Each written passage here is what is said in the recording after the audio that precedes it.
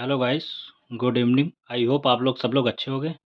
तो आज हम लोग ने सुबह एक रेशियो प्रोपोर्शन की बेसिक सी क्लास की थी कि अनुपात होता क्या है, कैसे हम लोग अनुपात का मान निकालते हैं। जैसे हम लोग ने पढ़ा था ए अनुपात बी अनुपात सी, इन तीनों को कैसे निकालेंगे। तो उसी तरीके एक क्वेश्चन है, राम और सीता की आय में 9:2 का अनुपात है तथा सीता और पंकज की आय में 4:3 का अनुपात है।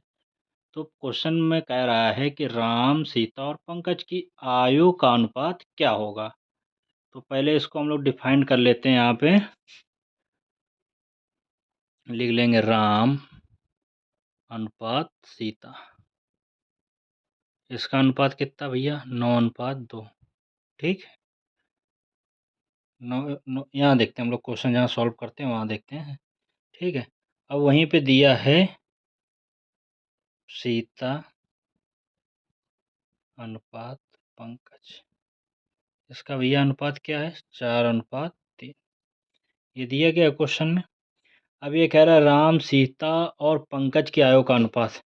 तो हम लोग राम को आर कर देंगे, सीता को एस कर देंगे, पंकज को पी से डिनोट कर देंगे। ठीक है। और राम की कितनी वैल्यू है? 9। सीता की 2। अब हमने सुबह बताया था कि जो सीता है तो सीता के नीचे 4 कर देंगे, और पंकज का 3 है तो पंकज के नीचे कर देंगे। अब इसमें बताया था कि जो ये जैसे खाली हैं, ये बॉक्स हम लोग ने बना लिए थे ब्लैंक। अब क्योंकि पंकज का डेटा नहीं है तो इसको भी ब्लैंक कर दिया था। अब हमने बताया था जो मतलब जिसके बगल में खाली होता है उसका पड़ोसी आ जाता है। पड़ोसी कितना भैया? 2।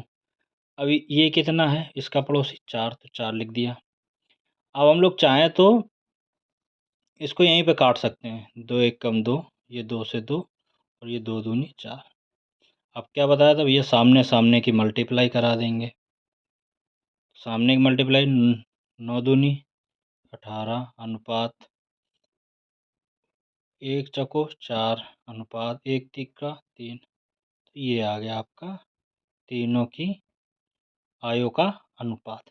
अब जैसे हमसे पूछ लेता क्वेश्चन में, जैसे हमसे पूछ लेता राम और पंकज की आय का अनुपात। तो राम का कितना भैया? 18। पंकज का कितना? 3। तो यहाँ लिख देंगे राम अनुपात पंकज भी। राम का कितना है? 18। पंकज का कितना है? 3। अनुपात हमेशा क्या करते, जब तक वो कटे, मतलब कैसे?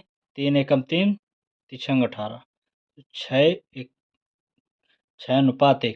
तो इनका आ गया अनुपात। किसका? ये राम का और पंकज का। अब अगर ये क्वेश्चन में पूछ देता राम और पंकज की आय के अनुपात में अंतर तो भैया क्या करोगे?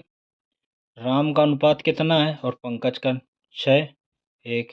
अब इन दोनों में अंतर कितने का है भैया? 5 का अंतर है। यही आपका आंसर हो जाएगा। इतनी बात समझ में आई?